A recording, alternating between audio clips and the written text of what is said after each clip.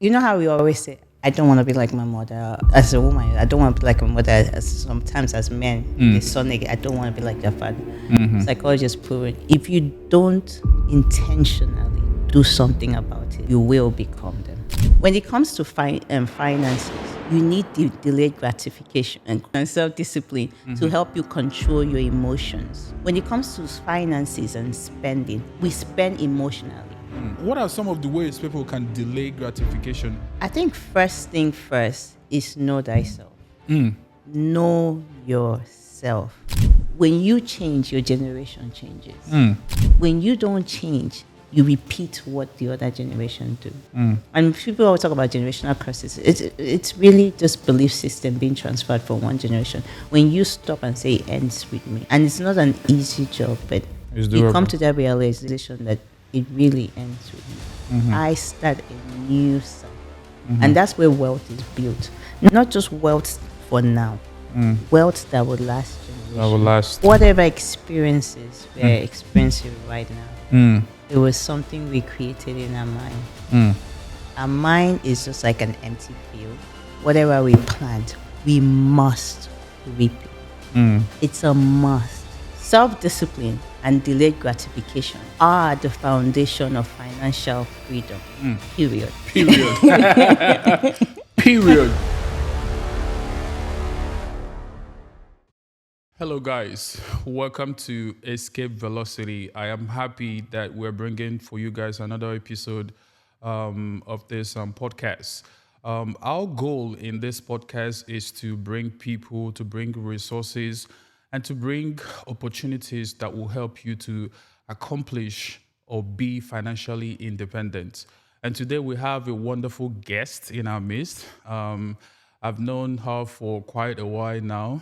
She's a doctoral candidate, a psychologist, and she's going to be helping us understand today while the journey of your financial independence is more of an internal one than just an external, right?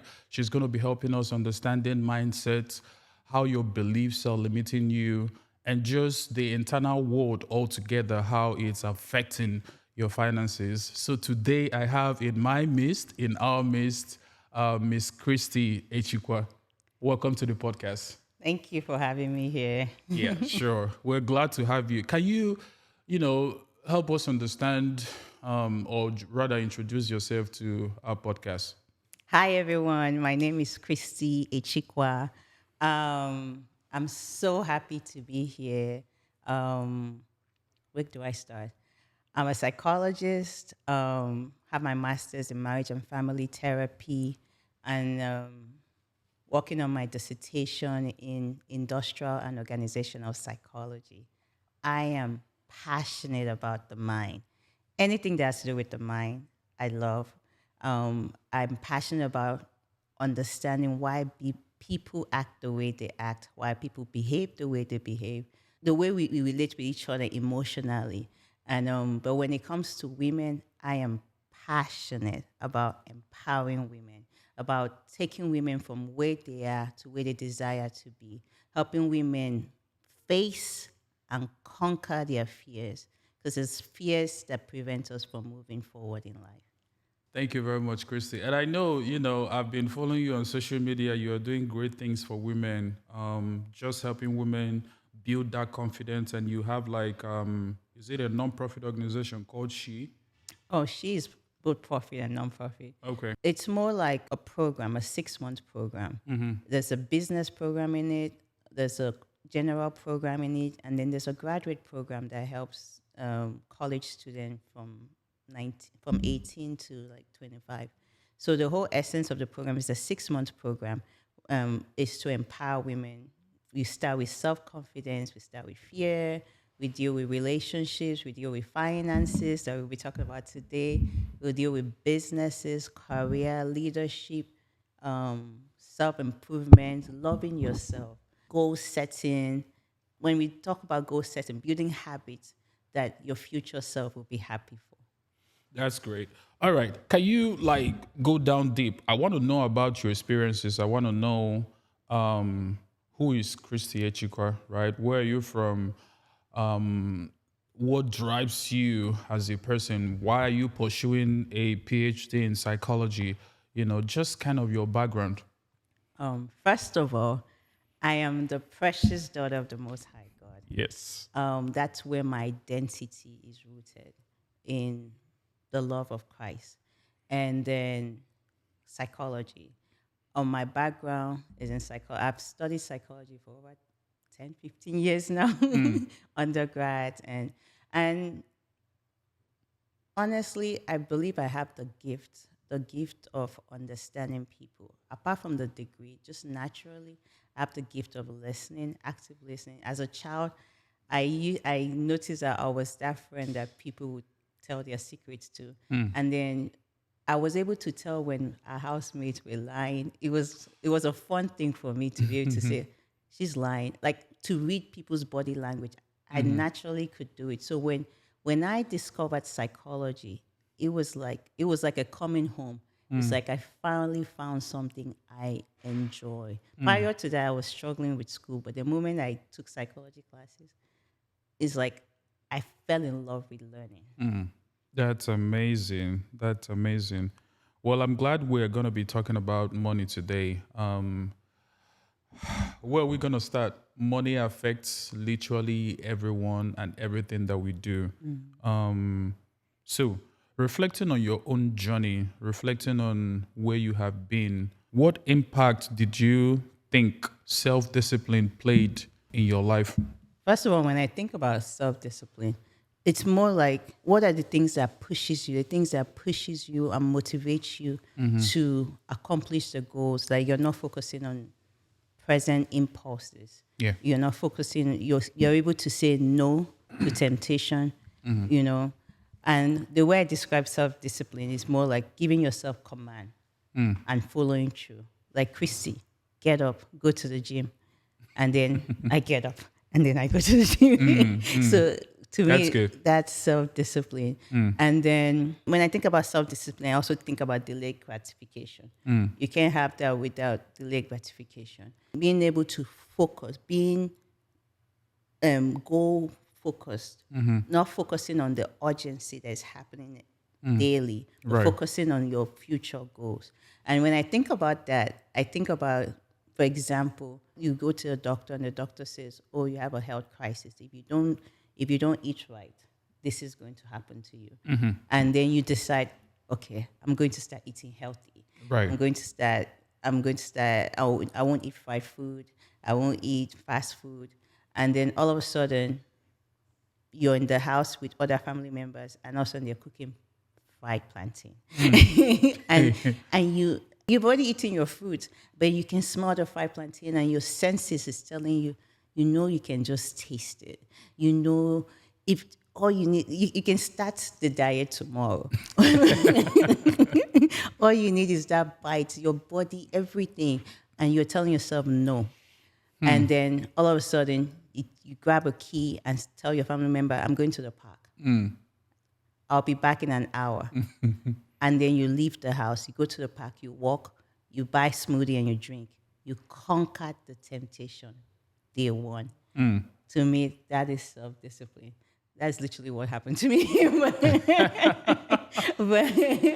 but Oh, my. and when you are able to conquer, it's a daily challenge. But when you're able to conquer this challenge and this temptation, it gives you self-confidence. It tells your mind, it tells your body, I can do this. But when that temptation happens and you fall, you tell your mind, you tell yourself, when I give myself command, I can't follow through. Then that means I can't trust myself. I can't trust my own orders. Thank you for that insight. As you were just speaking, I remembered this book, the author of Atomic Habits. He said something in the book that was really quite insightful, that every action we take, it's a vote on who we want to become, right? So, and with the example you gave of, somebody said, "I'm going to stick to this particular feeding regimen," right? And then the person was in an environment where every other different type of food was available, right? And what the person did was to exclude themselves from that particular environment and go to the park so that he can have a little bit more exercise over his will and all that. So that's quite interesting, you know. And when I think about financial discipline, financial self-discipline a lot, there are things you have to cut away. You have to decide for yourself, oh, this is where I want to be at this particular age or this phase of my life. And sometimes it might require you to move yourself from different environment that tempt you to spend so much money, right? And move yourself to another environment where there is lesser temptation, you know. So self-discipline is great. For me, self-discipline is that ability to exercise control over my will, right? And just be very infused with where I want to go, right? And exercise control over my will and tell myself, this is where I want to be. Every other thing should be encouraging my passion towards this, right? Yes. And then I limit my exposure to, you know, every other environmental factors that might, you know, tempt me, you know. You kind of mentioned something about delayed gratification. And I know that that is an aspect of self-discipline. I want you to touch more on that because delayed gratification is something that if you do not master, right, you will be like a city without walls, right? Everything gets your attention. So can you speak more about delayed gratification? Sure. Delayed gratification is the ability to say no to immediate impulses and focus more on your long-term goal. In psychology, they've done a research. They did a research on with children, and they gave a set. They told them you can either have one marshmallow right now or two marshmallows in 15 minutes. And they found out that the children that decided to eat the two marshmallows in 15 minutes, when they tracked them over time, they realized that they were more successful academically. They were more successful in their business. They were the leaders in their careers. That they realized that delayed gratification is something that should be instilled in children. And then as I was reading that, I remembered when we were little, especially in Africa, let's go to Nigeria. As a child, they would tell you when you're eating gari and soup, make sure you eat your meat after. You don't eat your meat before. And someone like me, I really didn't like soup like that. I wanted to eat, and then I wanted to eat the meat, and then I wanted to eat my snacks. I couldn't eat my snacks until I've eaten my gari and soup.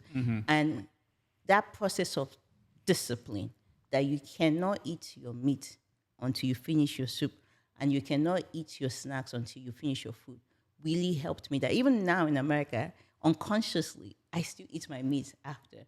And you see how that has helped to build discipline.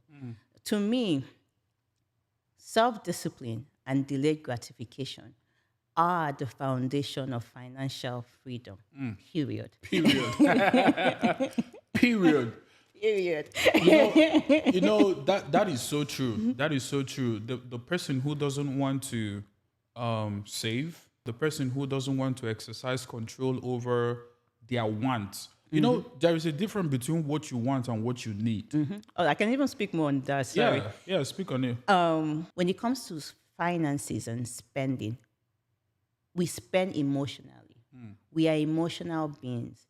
And we realize that most people spend when they are happy, they spend more when they are sad. And when you really look at adverts, so I learned this from social psychology. When you look at marketing, adverts, even in the stores, they are targeting your emotions. I'm telling you, from now on, when you're watching adverts on YouTube or TV, try to figure out what emotions are they trying to get out of you. Why are they trying to get you to buy this? But with self-discipline and delayed gratification, you are able to control your emotion, and you're able to tell yourself, I might be excited to buy that shoe, that purse for that event, but is it really worth it? That's the money I was supposed to save. You see what I'm saying? Sure. And then self-discipline and delayed gratification, it prevents you from trying to show off, societal pressure to show off, you know, to live up with the Joneses. You know, we are Africans, and you know, especially Nigerians, we want to show me the money, we want to spend. Right. But with delayed gratification, you think about your future goal. What is the future goal? I want to buy real estate. I want to build. I want to buy apartments, real estate. I'm thinking of investing in things that will help my children, will help my children's children. Will I rather spend that money popping champagne? I mean, it's fun in the moment. Will I rather spend that money buying bags that are so expensive, or will I save that $5,000? You know what I mean? And then you also need delayed gratification to prioritize time. Time is something that is limited. Time is a gift, and we waste time. True. And most time we waste time on things that are urgent. So when we are faced with urgency and long-term goals in your 24 hours, we end up postponing long-term goal and focusing on urgency. And when it comes to financing, when I say urgency, bills, things we need to pay, urgent thing, but we forget to take out money and put aside for the future, you know. So, Christy, there was something you said that, that really took me off a tangent and really wanted to stop by so that we can massage that topic a little bit, You said something about adverts, and it's very interesting. I was watching the Super Bowl the other day, and I think a 30-second advert was going to cost millions of dollars, right? And this company, they are willing to spend millions. You were talking about emotions, how a lot of people are emotional buyers, right? And because we are all emotional buyers, these companies, they are willing to spend millions of dollars just to develop that ad and spend another millions of dollars to promote the ad, just because they know that if they hit your emotion, that you can be easily triggered to bring out your wallet, bring out your credit card. It's usually credit card that people use to buy all those things, right?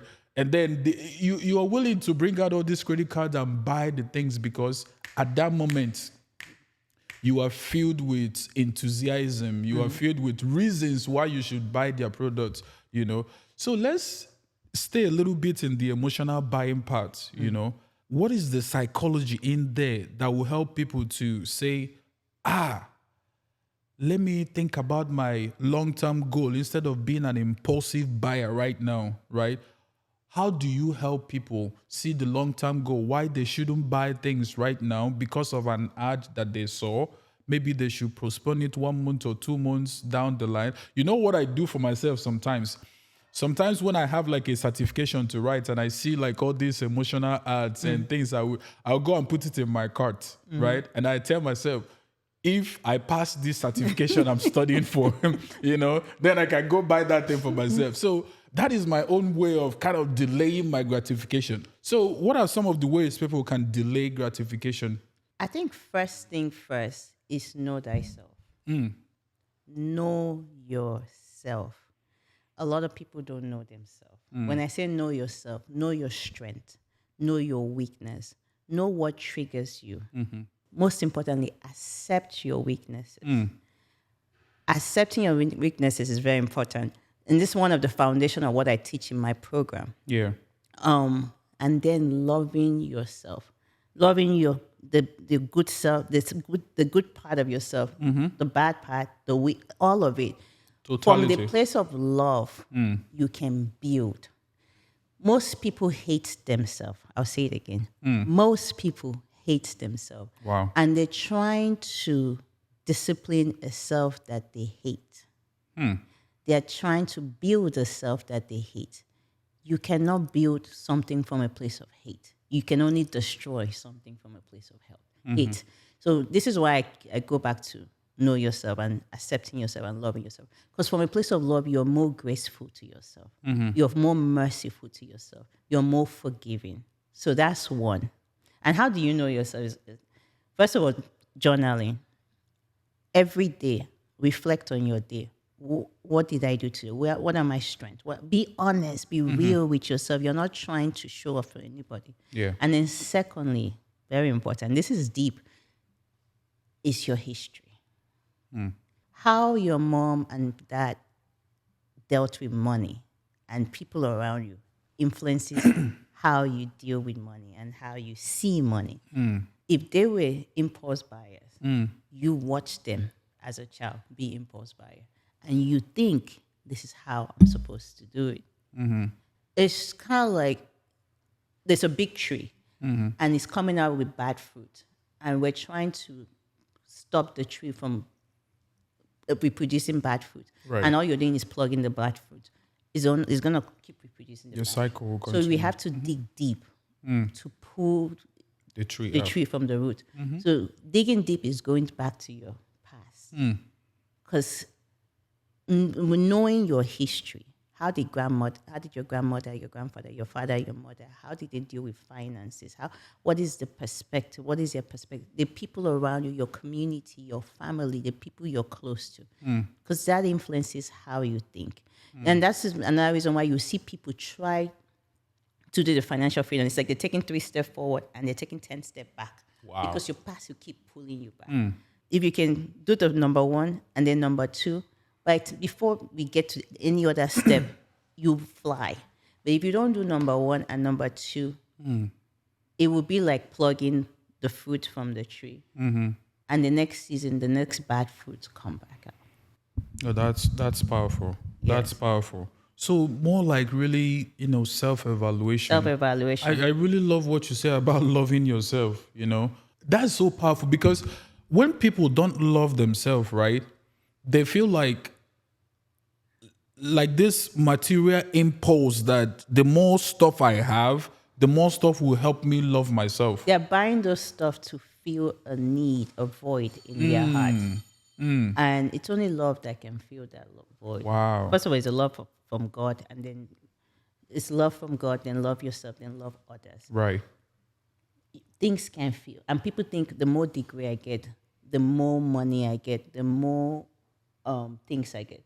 When you get to a place where you're already satisfied, you can actually invest 100,000 and just keep moving, and you're not bothered. Yes. And when you're not confident in yourself and love yourself and accept yourself, then you feel like if I carry a $10,000 bag, which you can carry a $10,000 bag, doesn't matter. It doesn't matter. But it's the why. Yes.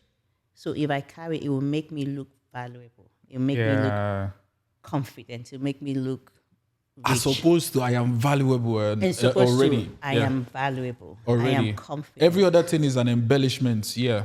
I like that. I am the one that makes the product valuable, not the product making me valuable. I like make that. this jacket valuable. Yes. The jacket doesn't make me valuable because it comes from the inside out. Yeah. Who we are is the spirit, soul, and we live in a body. The body is just a house.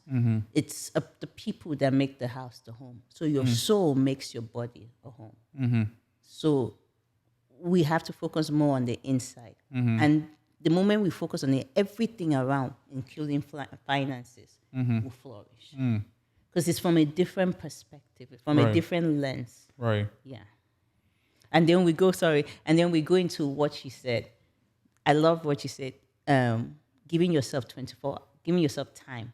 So like if there's an art and you're like, oh, I need to buy it, you just give yourself 24 hours, 48 hours, and then you keep asking yourself, do I really need this? Why? You do the 7 whys. Why do I really need this? Right. Why do I really need this? And then you think about what are the other things I could actually do with this money right now. And another thing people can do is when paycheck comes in, they already have to prevent, because you need willpower to do all this stuff. So you don't want to overwork your willpower. Right. So you can do automatic withdrawals. And then if you know you like spending, just say, I dedicate this amount of money to buying things for myself. And when you max out that amount of money for that month, then you're done for that month. Easy.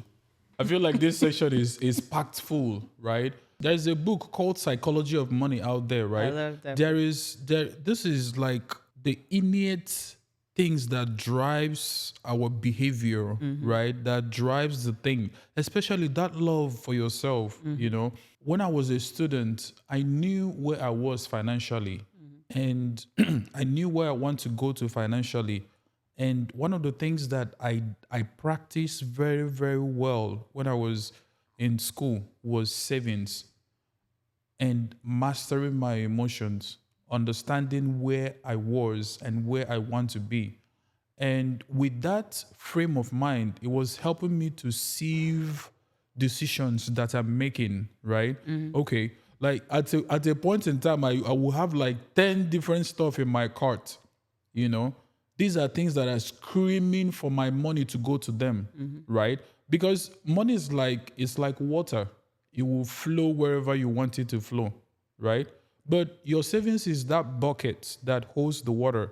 Your goal as a person is to keep adding to that bucket, keep adding to that bucket. And at a point in time, multiply the bucket, you know? So with what Christy just brought right now, it's like that water, that water in that bucket, you are just pouring it everywhere, giving it to that bag, giving it to this. Why that money should have been there to perhaps buy you a greater future that you want. That water in the bucket should have been there to multiply the bucket, to give you a lot more buckets that are filled with water, you know. So this is really powerful. So know thyself, and then love thyself, and then give yourself like 24 hours and reevaluate if you truly want to Yeah. buy that stuff you saw in Yes. the ad. No, these are great concepts. Another thing you said, know your history.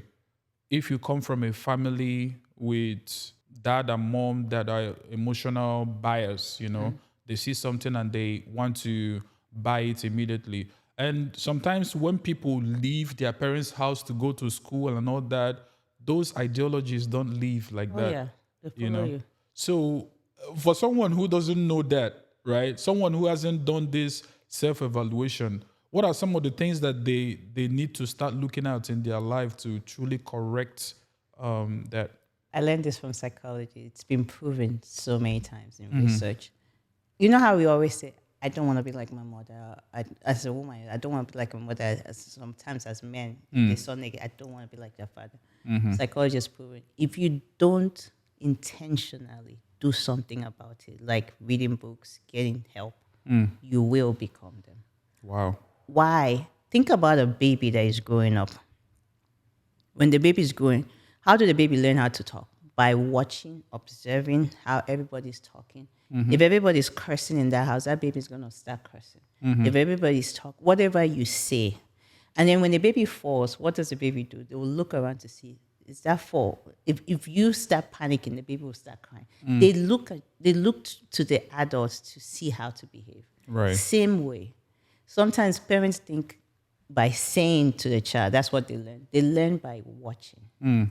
So that behavior follows, and it's really a belief system. So let's talk about belief. Belief system is so powerful. It can be transferred from one generation to another. It can be transferred into 5 generations. What is a belief system? Oh, this is how we are.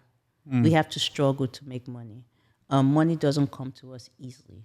Rich people are greedy. Look at them. Rich people are mean people. Rich people are stingy people. All we need is just a little bit to take us to the next month. Good things don't happen to us. All this mindset. And so this thing controls you. It controls how you see the world. You control how you see money. So let's say, for example, you're trying to go talk to someone about investing. Whatever you're saying, they are interpreting whatever you're saying based on their belief system. That belief system is that their lens. They're like, no, people like me don't make too much money. So the more money, the bigger the amount, the bigger their mind cannot accept. And you cannot get what your mind cannot accept. Your mind has to already see it 1st. Your mind has to already accept it before you can even get it physically. If not, you've heard of situation whereby someone won a lottery. What happens? Or someone gifted someone maybe $1 million. What Right. happened?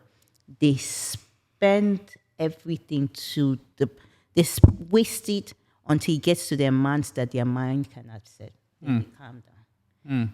When it doesn't get it, they will spend because they are spenders. Yeah. The more money comes in, the more they spend. Yeah. So how do they? You literally have to get help. Yeah. Or if you don't have money to get help, get books. Find books that can help you. There are books that can help you, and you just have to read. And you just have to be a student of personal development, period. Yeah. Personal development. That's really powerful. There is a book written, says why nations fail, and in that book it really spoke about culture. And what is culture? Culture is just like a belief system that has been passed over from one generation to Yeah. another. And here we are talking about belief system, right? Belief system is that microscope or that prism or that filter through which you see the world, right? I remember somebody after church was like, "Hey, this guy is a rich man," you know. I said, "Amen." That was what I said. That was my response because my belief system, I believe in abundance. I believe that God created abundance for me, for you, and for everyone in this world. I believe that abundance is everyone's right. Yeah. Everyone should have the right to take care of their family, take care of the needs that they have, and take care of and live a life of overflow in such a way that you can be able to attend to the needs of others around you. That is what I personally believe. So if somebody is saying, "Oh, this guy is rich," and I'm trying to play a false humility, my brother, no, no, no, no, I'm not going to do that. My belief system is what is driving me, right? And that is the good thing that is happening to you can also happen to me. It's not like a win lose situation Yeah. because a lot of people think like that. It's the you know limited belief yeah, system. they have the mindset that their mindset is fixed. It is not growing. Like they just like you said, and we're going to touch on the fixed mindset and the growth mindset here in a little bit. There are people that when they leave their parents' house, you say something that if you don't diligently work on it, you are going to be back to it. And what does the book of Proverbs say? That you should train up a child in the way they should go. And when they are grown up, they will not depart from it. So those beliefs that our parents inculcate, I mean, this is also speaking to me because I have a little one at home. And it's very important for young parents. Right. One thing, sorry for cutting you. Another important thing I keep telling my women: from the moment a child is formed in the womb, the child can hear in the womb till around age 10 or 11. It's the most crucial age because their subconscious mind is open. Everything. The Bible verse you said, I keep thinking about this. The reason why God said everything that is said and is done, it is stored. Even this in the Chinese proverb, if you want to know a man, study what happened to a man between 0 to 10. It doesn't matter if the person is 60. What happened between 0 to 10 controls the life, except you do something against it. Because your subconscious is open. Everything, if you were loved, it will come. It would show everything that was done to you. But now, as you get to 11, 12, 13, your subconscious mind starts closing up. That's why you see little kids can learn anything. You can still remember your ABC, your 1, 2, 3, but you can't remember the things they taught you in your teenage years. Sure. Yeah. Sure. And little children can learn languages because your subconscious mind is open. It's very important that parents spend time to invest and teach those children at that young age so that as they grow and explore, you've given them everything. Because the mind will now be the one leading. So the subconscious mind is there to protect you. So let's say you were bullied as a child. Maybe you try to speak in front of the class and they laughed at you. It's stored in your subconscious mind. You're now 31 and you're trying to speak and you panic and you're terrified. Your subconscious mind is telling you, don't try it. If you try it, remember they laughed at you. It's not going to come like that. It's just going to come out as fear. Remember they laughed at you. They will laugh at you again. So in the subconscious mind, it's trying to protect you. But because it was a negative thing that was stored, it's actually preventing you from stepping up. So now you have to go back and reframe that subconscious mind and say, yes, it happened. But it didn't kill me. Yes, they laughed at me. It was painful, but it didn't kill me. And it's okay. I have grown. I have learned. I have moved on. Now I can speak. So it's the same thing. You could use that with anything to reframe what was stored in the Right. subconscious mind. When we talk about the subconscious mind and how we can actually use that to build wealth, I'm taken aback to the idea that the world that we are living in right now is the manifestation layer, right? So where we are right now is the manifestation layer of the thoughts and the beliefs that are in the real world, right? Because I believe that the spiritual realm is the real world, that everything that is happening right here, we're just manifesting, right?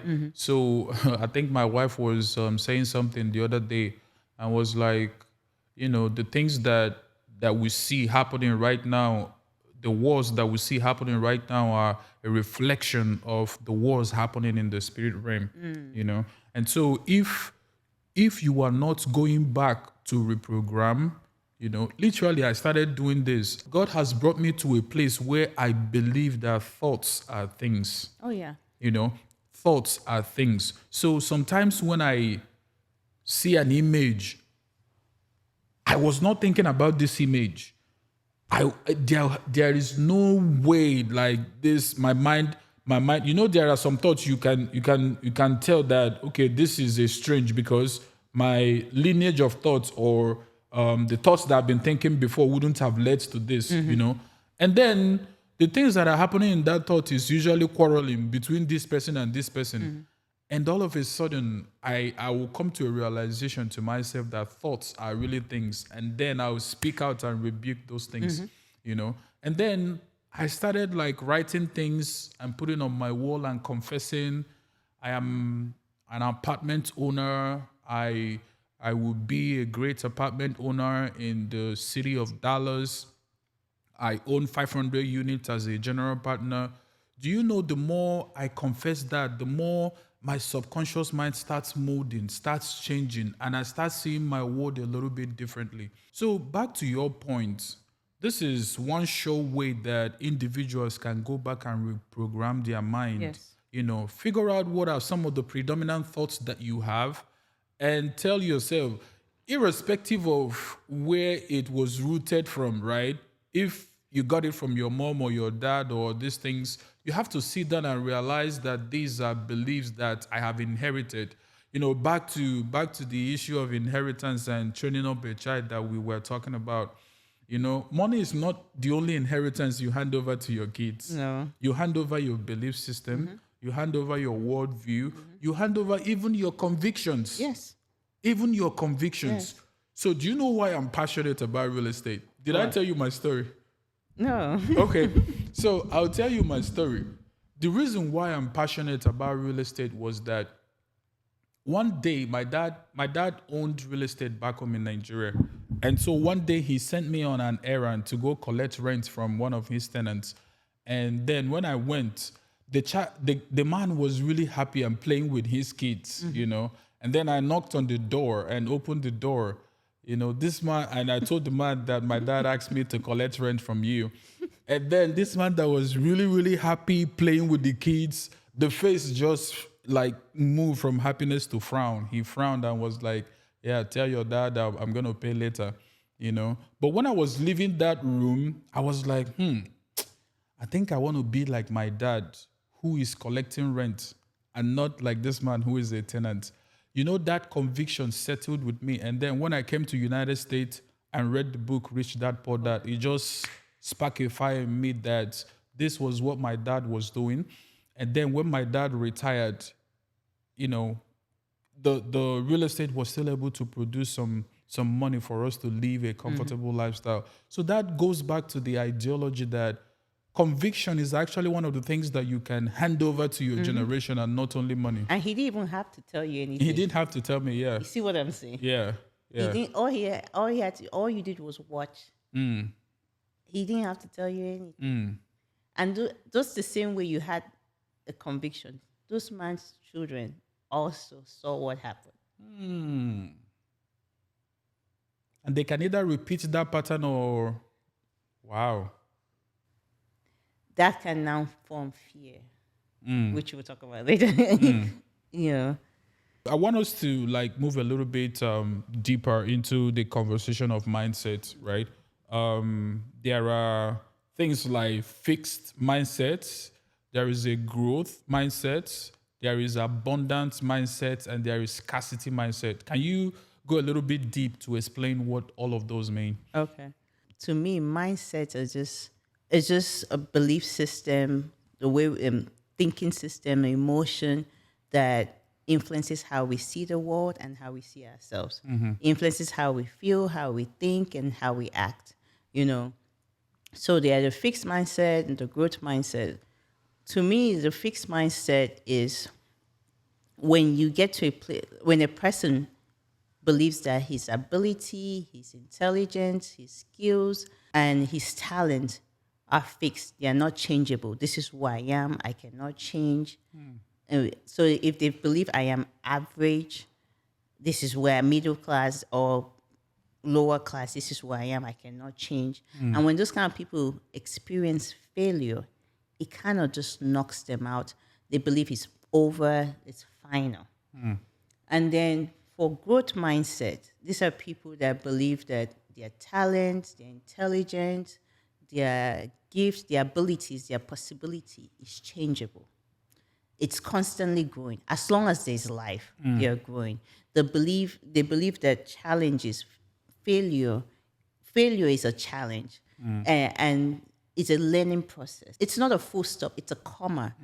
It's a time to reflect and think about what did I do wrong and how can I learn. It's a time of learning.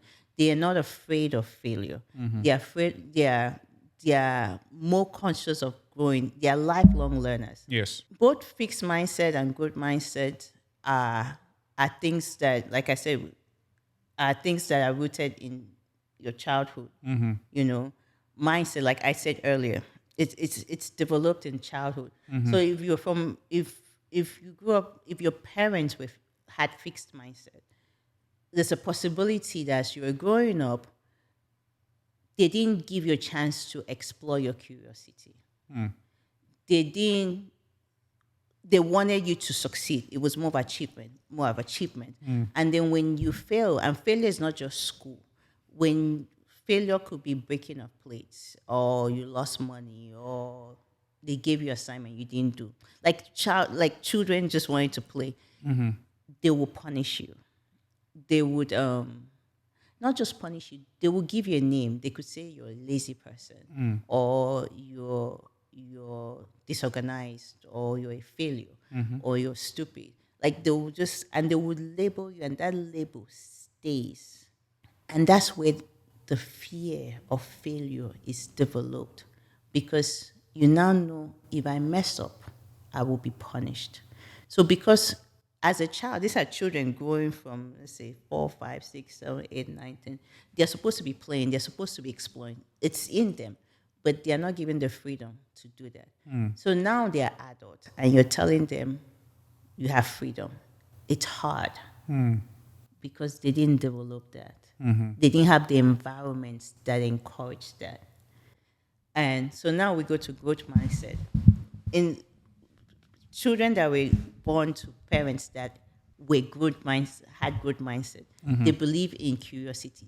They will even challenge their children to explore their curiosity. Right. And then when their children succeed, they praise the children. When they achieve, they praise. But when they fail, they sit the child down, they support the child, and they help the child understand what failure is. And it's not the end of the road. They even let the child know we fail. But now, because you failed in this area, this is what you can do better. Right. This is what you shouldn't do. This is what you did wrong. In the future, this is how you do it. Maybe you broke a plate.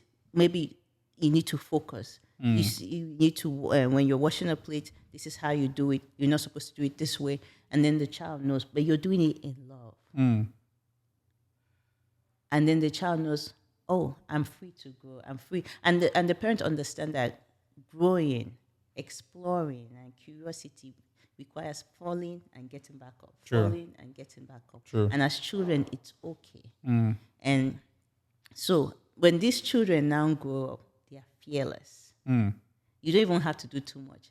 They are the ones that will travel around. They are the ones that will take risk, who will start businesses. Even if the business fails, they'll start another one. They're the ones that will easily invest. They understand life is about going, falling and getting back up, Rising up. falling and rising back up. And they are constantly learning. And they and those kind of children mingle with other children like them. And they're the ones that will be leaders. Yeah. Wow, our upbringing says a lot Says about a us. lot. It says a lot about us, and this it goes back to the Bible, the scripture that says, "Train up a child."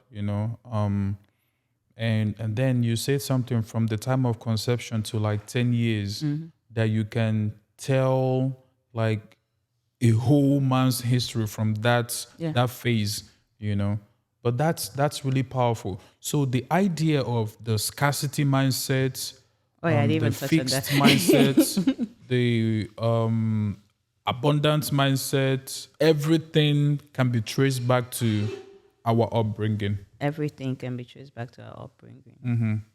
And for the people that were brought up in the adverse, say, kind of environment, you kind of outline some of the things You that they can need to start reprogram your doing. mind. Yeah. I love the Bible verse that says, renew your mind daily. And when I think about what Jesus did, he came to reprogram our minds. Back then, they were living in the law, and he would say, it was written, love your neighbor as you love yourself. But I say, love your enemy. It was written, do this, an eye for an eye, or something like that. But I say. Yes. So he was reframing their mind. So as you are open to learn, you have the gift of the subconscious mind. You can take things out. It's work, and you can replace it. Yes. And the way I tell my ladies, it's not just about you. When you change, your generation changes. When you don't change, you repeat what the other generation do. And people always talk about generational curses. It's really just belief system being transferred from one generation. When you stop and say, it ends with me. And it's not an easy job, but It's you come doable. to that realization that it really ends with me. I start a new cycle, and that's where wealth is built. Not just wealth for now, wealth that will last generation. That will last. Because sometimes people leave wealth for children that can't take care of it. But when you program your children well, they automatically, you don't even have to force it. You see how you're already doing real estate. Your dad didn't have to say you have to go to school and study real estate. Yes. No, that's true. That's true. Thank you for those insights. I think everybody should really start taking their upbringing very seriously. What kind of, you really, like you said, you really have to sit down with a journal and figure out what was the predominant belief system in your family that you might not have addressed. Because those are real things that you have to deal with as adults. For me, I believe that there is abundance. Sometimes we look at the Forbes, list, first 100 richest people in the world, and you see like even the top 10 of them, they are controlling close to $500 billion, right? You know what? that is richer than some countries around the world. That's what like 10 individuals are controlling. So I believe that there is abundance everywhere. And just like that, I believe that there is abundance for you and there's abundance for me. We just have to think abundance and attract abundance to ourselves. But I do have a question for you. I know that there are people out there that will come up with the argument that, oh, you are able to think about abundance because you are in a country that, you know, that allows you to, work and allows you to actually give you an enablement to think abundance. Does these practices, do they change based on geography, right? So someone maybe in Nigeria or some African countries that all the government policies are pushing scarcity into their mind on daily basis. How can you tell that person that there is abundance? How can you tell that person to have a growth mindset? What can you tell that person to escape this mindset? The scarcity mindset is just the belief that they are limited. There are no enough opportunities. There are no enough money. Money is limited. Money will finish. There's a yeah. It's just limitedness in their mind. Right. So we have to fight for money. So when you have that scarcity mindset, you feel like, so if we just have $3 and we are all hungry, everyone in this house have to fight for that $3. So it creates that fight for the money, and it makes you think, let me attack you or dupe you before you dupe me, because it's limited. And that mindset develop the need to spend now, urgency. It limits you from thinking long term Long term. Yep. because it's the scarcity. Right. Scarcity in your mind. We go into abundance. Abundance doesn't necessarily mean you have the money. Yes. The powerful thing about the mind is you can go to places in your mind that you haven't physically been yet. Amazing. There are people that actually have money, but they have the scarcity mindset or poverty mindset, and you see the way they act. And there are people that don't have physical cash yet, Yes. Yet. but they have the abundance mindset. And you would see in the way they act, they are hopeful. Yes. They're thinking about the future. And such a person, if you give the person, if you say they didn't have money and you give the person 5,000, because they are hopeful about the future, they're already thinking, how can I multiply 5,000? Sure. What can I do? What can I do with this 5,000? Maybe they will spend 1,000 in dealing with immediate urgency bills and all, but they are thinking, how can I invest? But a scarcity mindset person is like, this money is finished. This is it. This might be the only 5,000 whatever I get. Let me spend. Let me do everything. But the other one has a mindset that there is abundance. This is not it. More is coming. Yes. And so, but what people should do is, first of all, understand that, know what you have, know the limitations you have, the limited belief that is holding you back. And when you understand that it's just in your mind. First of all, what you should do is, like I said, journal, have an assessment, and know where you are. Sure. Another thing is that don't set goals based on based on your past. This scarcity mindset makes people, they actually might graduate, get a job, but they're afraid of losing money. So they're afraid of investing or doing any kind of business because this small money that I finally made, I don't want to lose it. Or they're even afraid of asking for a raise. They're even afraid of asking for promotion, get alone investment and all that. Yeah. Because of why? They came from a poverty background. They saw people suffering. They suffered. They saw their parents suffering. They saw all this stuff. So now that becomes their goal. I don't ever want to go back there. But the problem is that you can't create a goal of from fear. Fear is an attractive emotion, and it pulls what you don't want. You have to create the goal from. So instead of I don't ever want to go back, Yes. you have to create another goal and say, I want to create a future whereby I have real estate and investment, not only in Nigeria, in different countries, whereby when my children grow, they are not just limited to Nigeria, Yeah. they are limited to others. And when you have goals, it's something about imagination, you can see it. Yes. And when you see that future, it makes you happy. It releases endorphins. It gives you energy. But if your goal is set on your past, Remember, goal you can see. When you see it, it releases pain. It releases fear. Yes. And what does that do? It sends negative endorphin and it paralyzes you, makes you not want, makes you mean, makes you unhappy. Wow. So, and you end up going to, you might even make a little money from your job, but there's always something to take the money away. So you're always still limited. But when you're in a poverty mindset and you're thinking the future, opportunities come. Yes. First thing first, I would tell the people, deal with yourself, that's one. But deal with your belief. Find an environment where you meet people that have abundant mindset. Sure. You can't hang with people that are speaking scarcity and think you have abundance mindset. Like That's I tell not gonna my she happen. ladies, as they are growing in my program, at some point they can't hang out with the same people anymore because you attract people that think like you, Yeah. and then you repel people that don't think like you. So you have to, and I always say, because I coach women in Nigeria too and other African countries. In their country, that the economy is so bad, people are making millions of dollars. Sure. I go to a lot of African conferences, investment conferences. Nigeria, to be specific, is a money making country because they are consumers.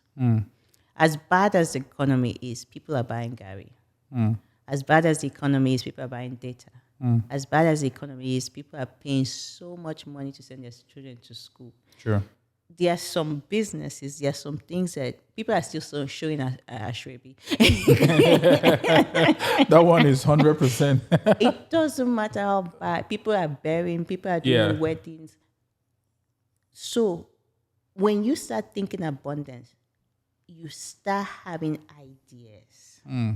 You see, so the Bible said God has not given us the spirit of fear. So fear is not even from God. What did He give us? He gave us power.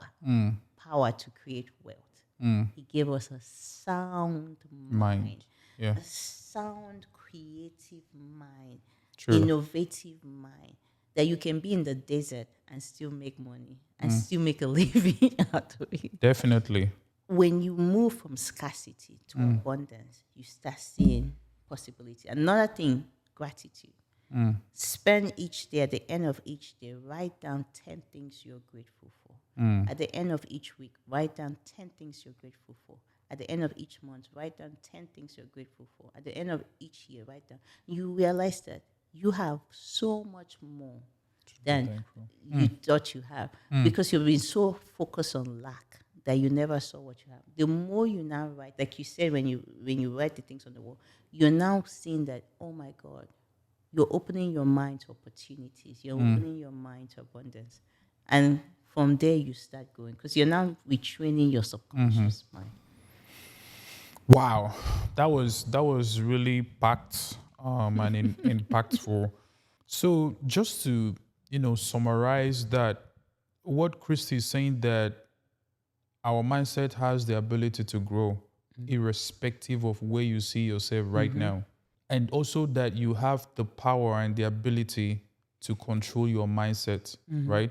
So let's a typical someone that lives in Nigeria or lives in some African countries that you're always bombarded with a lot of scarcity-based programming. Those environmental factors are trying to program your subconscious mind, right? What you have to do, exactly what Christy said, is remove yourself from environments that are always speaking those scarcity-filled words to you. If you are a consumer of newspapers, perhaps it might be time to stop. If you watch news a lot, perhaps it might be time to stop. If you hang out with the wrong set of people, perhaps it might be the time to stop, right? And when you start doing all of these things, and then you fill your mind with a lot of positive, affirmative, filled words and environment and programming, it's going to change everything about you, and then you start seeing the world from that abundance mindset. A lot of rich people don't watch news, right? Because they are trying to protect their mind. So these things are really practical things that you can start doing. People that don't believe in spirituality, this might sound a little bit weird to them. Do you know, like, I have been wanting to go into business. I've been wanting to like learn about business acquisitions and all that kind of stuff. And I speak those things over myself that I want to have like a company that acquire businesses, like, be in the private equity space. I've been confessing these words over myself that I want to be in the private equity space. I want to buy and sell businesses. I want to be an employer of labor. I want to, have like 200 people in my payroll. These are some of the things I confess over myself. And I want to employ people. I want to create jobs back home in Nigeria. And so this particular day, and there is one particular industry I wanted to go to, which is automobile industry, because I see that there's a lot of people that have cars, and cars, need constant maintenance and all that.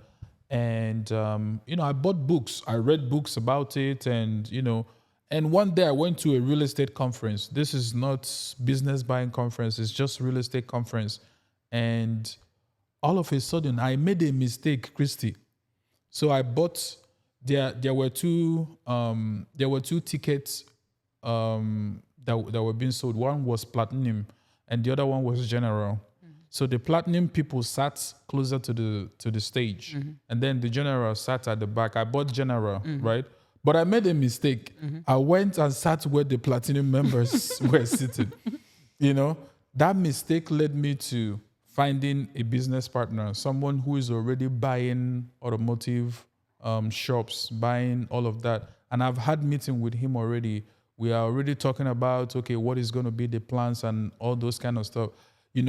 Perhaps to me it was a mistake.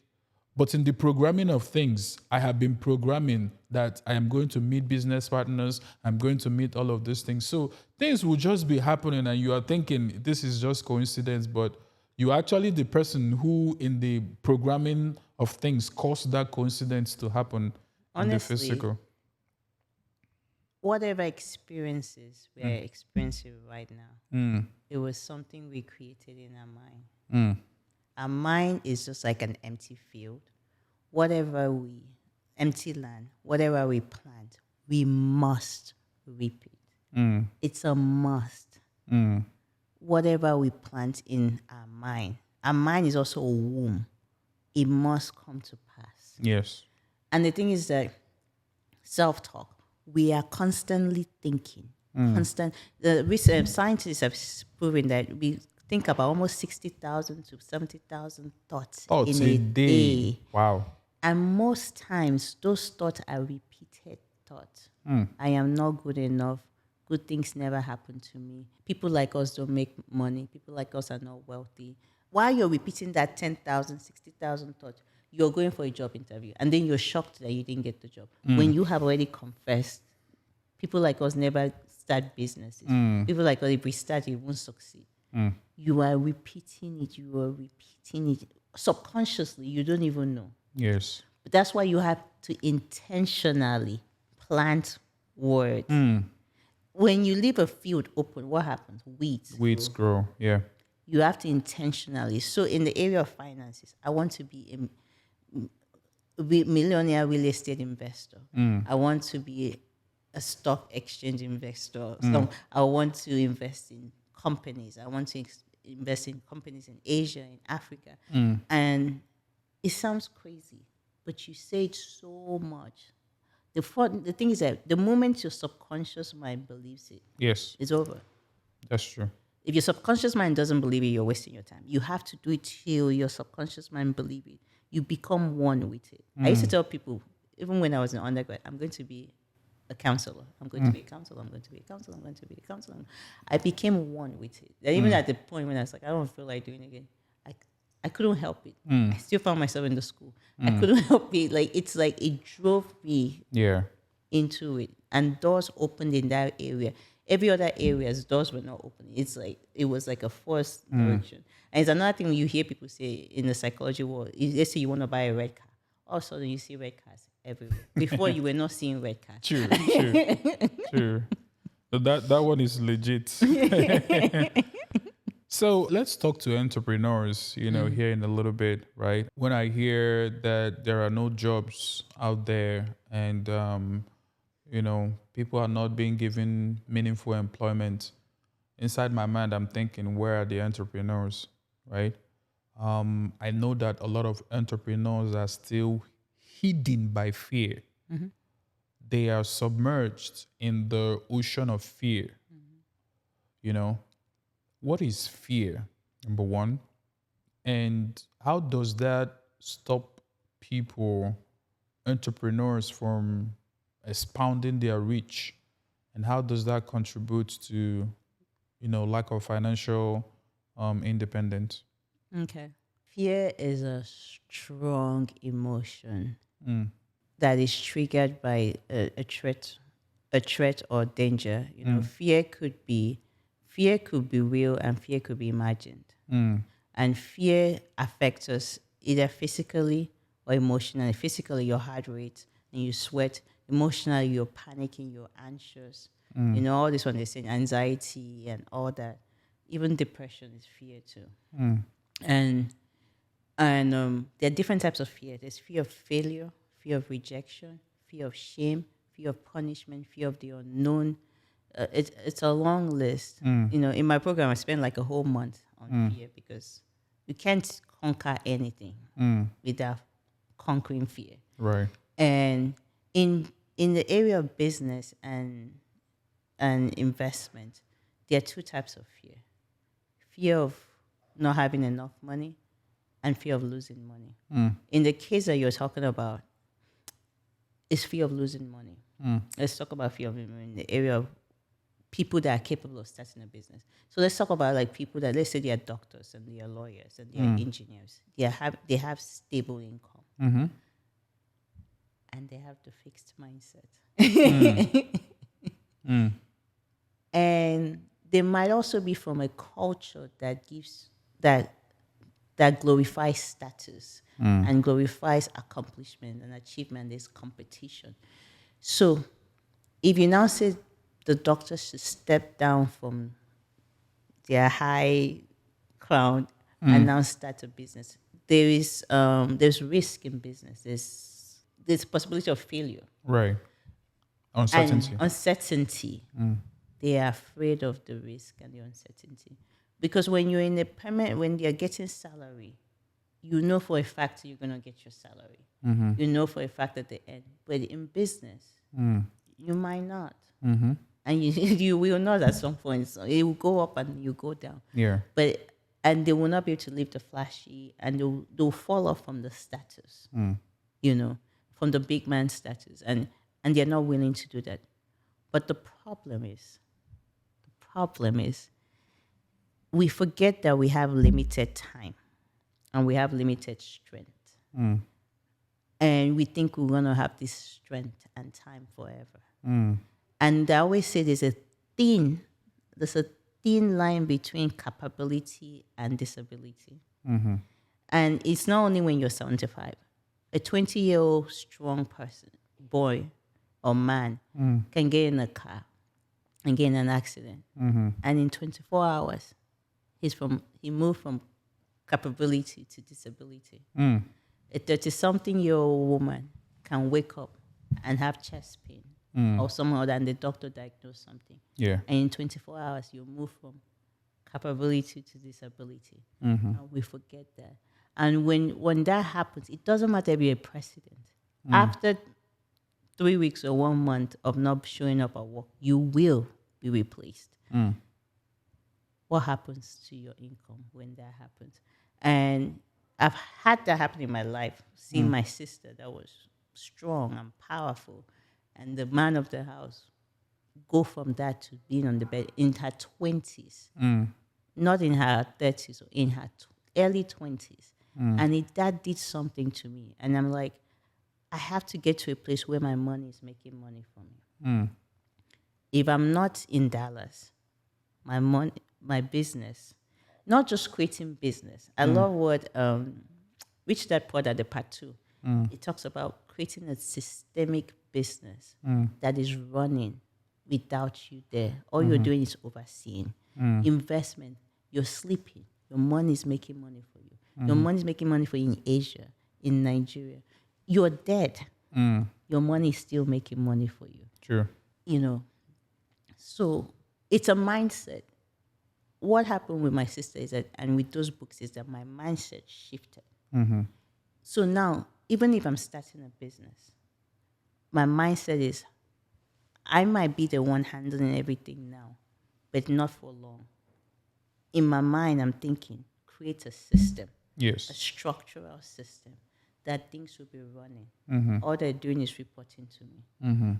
Same with, and then taking half of the money, investing, building the investment. Soon sell the business, focus more on investing. So it's just the mindset. The other mindset, the other fixed mindset is that this is it. Then we save for retirement. But then if you're making 400,000 a year, 300,000 a year, retirement, how would you keep that lifestyle? You know? And so it's just a mindset. Everything goes back to that mindset. Right. If there's no shift in the mind, there can be shift in the actual life. And then the biggest mistake is that people want to get the financial freedom without shifting the mind. Their mind. And that's where the problem is. So they will make up their mind. I am going to start investing. I'm going to start saving. And it only works for 3 weeks Yeah. or 3 months. And something always happens. Right. Life always happens. Always. And they revert back. And it takes another 5 years. But time, Yes. energy, money is being Has wasted. come by. Yeah.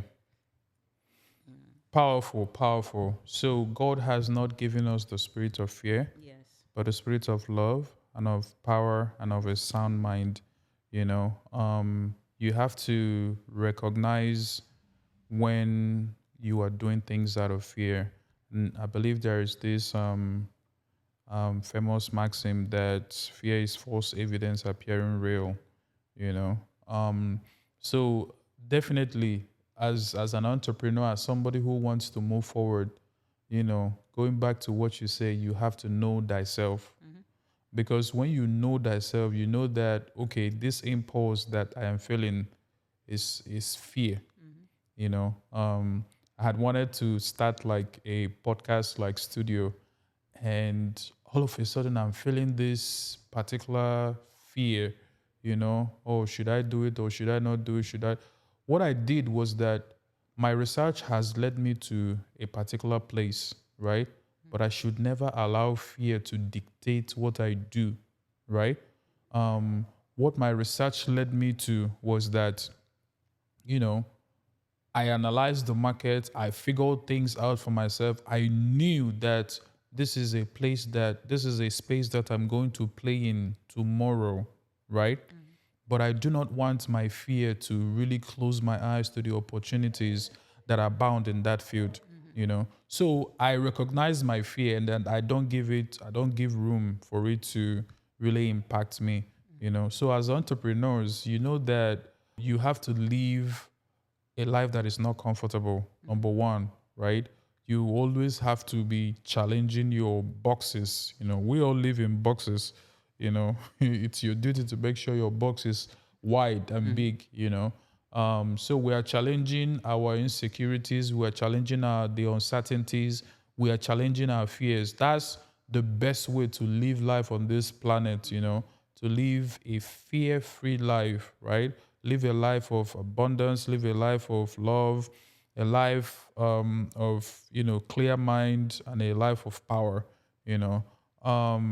But yeah, thank you for those insights. I know you run like the SHE program, you run, you do like programs in Africa. How can people get to know more about what you do? I have a website. You can check me at She Women's Coaching Program.com. It's going to be listed there. And then I also have a YouTube channel where I do book summaries. So most of these things I'm talking about are from books. I love reading. I'm a lifelong learner. So I post like at least 2 book summaries every month. And also in my program, at the end, before the program ends, you probably read and listen to over 20 books. Yes, in different topics, and finances is one of them. So the links to my website and the YouTube channel is gonna be on the page, and then also I also host retreats for women where they can, especially mothers, even if you're not a mother, most time women have so many responsibilities, just a lot clouding your mind. And sometimes it's good to take time away to relax and refresh and refill and be refilled. And so you check me out on my website and also my Instagram, where you get daily updates, things. Yes. That's great. That's great. I know you spoke about the YouTube and you spoke about some things. Is there like maybe one or two books that sticks out to you right now that you can recommend to our viewers? I think all of you should read Rich Dad Poor Dad Okay. and The Psychology of Money. Psychology of Money. And I love Atomic Habits. I have a Yes. book summary on my page. I like a Millionaire Real Estate Investor. Millionaire Real Estate Investor. Yeah. And then Failing Forward is one book that John really Maxwell. changed my mindset about fear of failing. Then there's another book. If you don't read any book, read this book. It's called The Search for Significance. The Search for Significance. It talks about the fear of failure, fear of rejection, fear of shame, fear of punishment. That book changed my life. It made me realize that the beliefs that I had were lies, and God didn't create me a failure. Didn't create me a rejected being. It's a powerful, powerful book. It's a counseling book on its own, and it's a Christian book. So it tells you about your identity in Christ. And when I say I am the precious daughter of the Most High God, I believe it. I own it, and I walk in it. Wow. I'm kind of looking through right now the search for significance, seeing your true words through God's eyes. Yeah. That's powerful. I'm gonna get that for myself. Yes. So thank you, Christy, for joining our podcast today. It's been like amazing time sitting down to really, really digest mindset and figure out how the journey to financial independence is more of an internal thing that we do. Reprogramming our subconscious mind and things like that. Do you have any final words for our viewers today? Yes. Remember, without commitment, you will never start. And without consistency, you will never finish. Love yourself. You cannot discipline a self that you don't love. The devil wants us to hate ourselves because out of hatred, we punish ourselves. And out of hatred, we punish every other person around us. So you love yourself. You allow God to love you, because that's another one. And then from his love, you're able to love yourself. Thank you very much, Christy, for being on our podcast today. It's really an impactful one, and I've been blessed truly listening to you today. So, guys, thank you for joining us today. Hopefully, you've learned one or two things that will help you in this journey to getting your finances correct, right? Putting your finances in order and developing your plan for financial independence. It all starts with your internal world, right? Once you are financially independent in here, the world will move, the world will change form so that would happen. Remember, this physical world that we are living, these things I can touch, this is the manifestation layer, right? The real world is the spirit realm where we program things and we speak things forth for that to happen. So thank you for joining us in this podcast. I hope you were uplifted. I hope you were enlightened by one or two nuggets. Keep tabs with this channel. And if you really, really support what we are doing, please go ahead and subscribe to this YouTube channel. Click the notification bell so that you can get notified when we have new contents to share. That is how you support this channel, support what we're doing. So thank you for joining us today, and see you next time. Bye.